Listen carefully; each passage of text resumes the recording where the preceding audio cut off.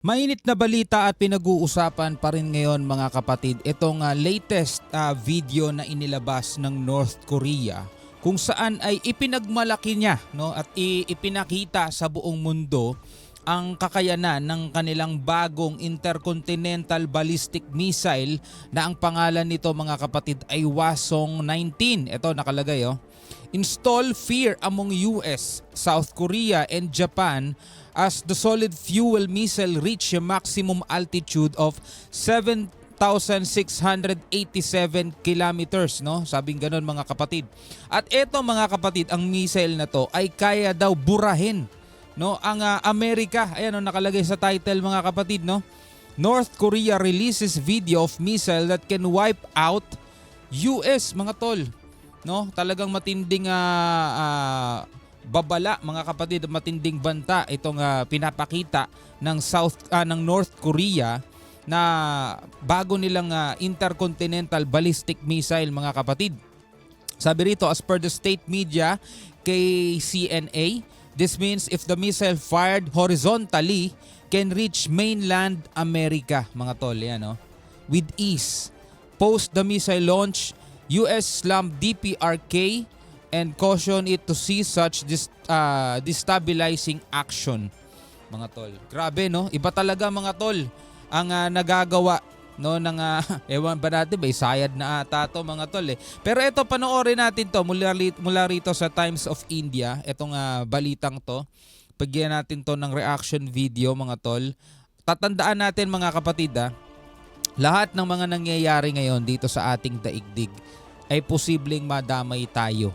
Hindi man sa aktual na labanan, kundi pati sa ekonomiya, yung hirap mga tol, mahihirapan ang ating syempre pagdadala ng buhay, So huwag na natin patagalin pa, panoorin na natin to mga tol.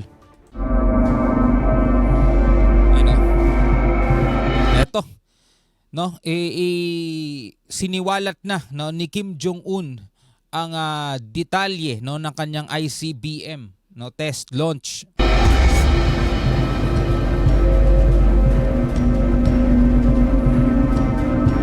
Pyongyang flexes muscle, releases video of missile test.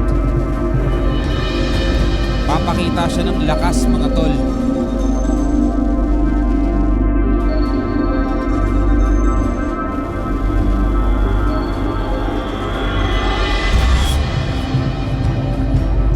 Capable of hitting mainland US if fired horizontally. Kung palili pa rin siya ng pagganyan mga tol at hindi pa angat, hindi paturok na ganyan.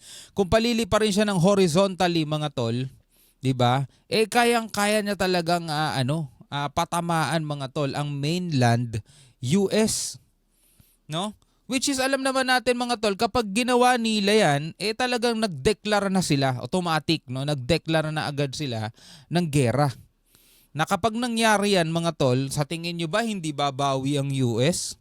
Halimbawa, ito ay nuclear mga tol, Kasi nuclear capable to Kapag pinatamaan nila ang US, well, undoubtedly din naman mga tol, na dududa rin naman tayo kung tatamaan ba talaga nila itong mainland. Kasi syempre, ang Amerika meron niya mga interceptor. Kayang-kaya sa ere pa lang mga tol, kayang-kaya na nilang pasabugin yan. Pero the moment na pinakawalan mo yan, papunta mismo sa Amerika, ibig sabihin nun, iba na ang iba na ang binabalak mo. Nagdeklara ka na talaga ng gera, At alam naman natin, di rin naman ganong kalakihan itong North Korea. Kasi kalahati lang naman yan ng South Ngayon, malamang gagamitin agad ng Amerika itong alyansa nila o itong kaalyado nilang bansang South Korea para rumesback agad mga tol. O baka hindi ko alam kung titirahin din sila ng ng nuclear bomb kasi syempre baka madamay naman yung South di ba? Pero matinding labanan yan mga tol, yun ang mangyayari.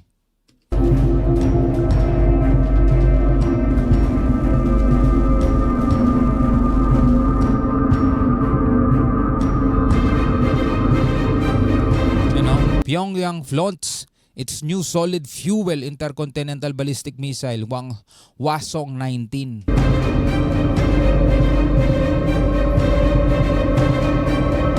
napakalakas pala nito, no? Kayang i-wipe out, mga tol. Kayang burahin sa mapa ang Amerika.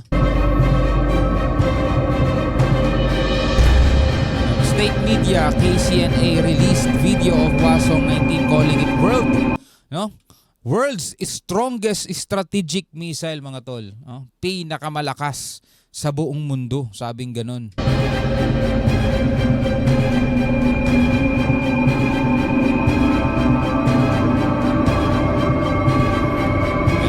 South Korea, Japan militaries that tracked its flight deep into space claimed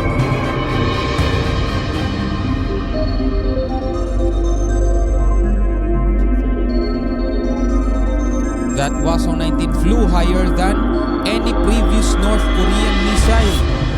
No? Mas mataas pa ang nilipad niya. Before it splashed down in the ocean between Japan and Russia. Okay? So bumagsak sa karagatan between o sa gitna siguro to ng Japan at Russia.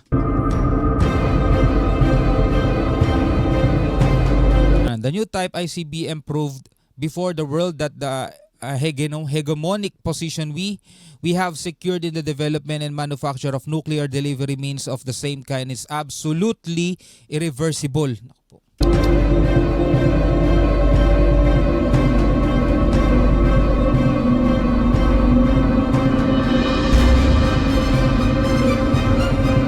ICBM fired at a sharply raised angle reach a maximum altitude of 7,687.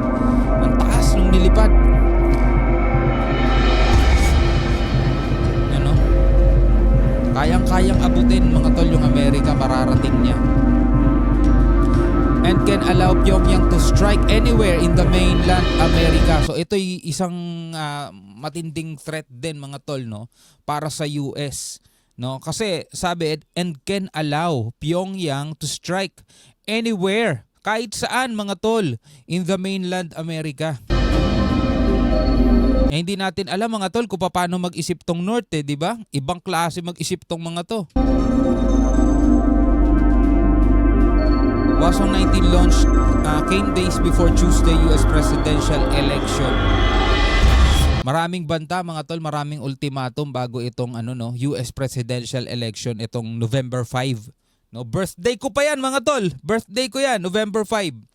No, ang sinasabi nga sa Iran is aatake daw sila sa Israel, mga tol, bago November 25 o US election. No, kung sakali mang mananalo si Donald Trump, yung isang video, mga tol, na nag-i-speech si Donald Trump is may babala rin siya, mga tol, na tatapusin niya daw ang Iran, sabing ganun.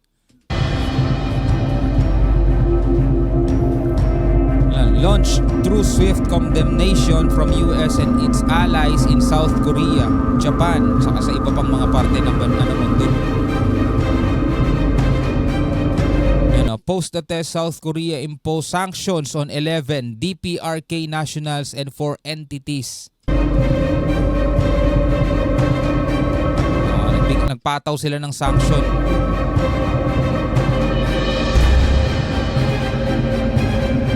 Sanctions imposed for contributing to missile and nuclear development and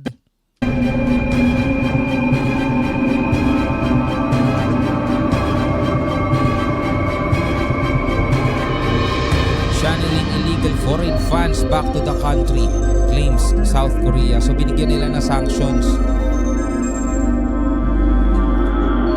US Secretary of State said DPRK, ito yung Democratic People's Republic of Korea. No, tinatawag nila yung sarili nilang democratic, no, mga tol. Kahit na komunista naman sila, no? Pero tinatawag nila sarili nilang Democratic People's Republic of Korea must cease this destabilizing actions. Kaso noon pa man ganyan na talaga gusto ng North Korea. Ewan ko nga kung bakit ganun ang hilig nila.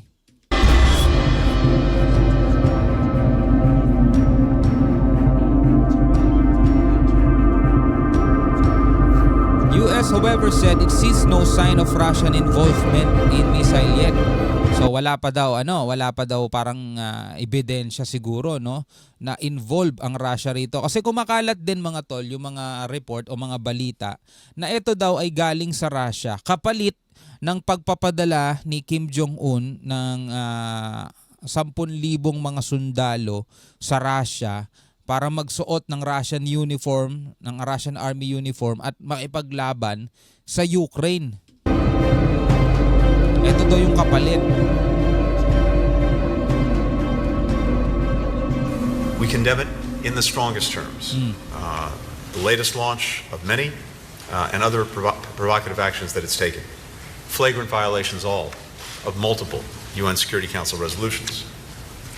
All countries should be demanding that the DPRK cease these destabilizing actions. Times of Grabe, no? Ewan ko ano nasa isip ng ng North Korea, pero 'di ba? Eto na nga, nagbababala na rin sila ng pakikipaglaban sa South Korea, mga tol. Kalahiin nila yan, iisang dugo lang din yung mga yan, mga tol.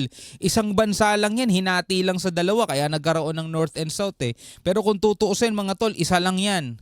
'Di ba? Wala eh, ganun talaga ang yung mindset nila, sa kaya ganun yung pag-iisip nila eh, 'di ba? Pinasabog nga nila yung mga major roads na nagko-konekta sa south at saka north. Grabe. Anyway, bilang isang Pilipino, ano masasabi mo dyan? Comment ka na lamang sa ibaba, mga tol. Maraming salamat sa panonood. Hanggang sa muli, ako nga pala si Shobaldi. Peace out.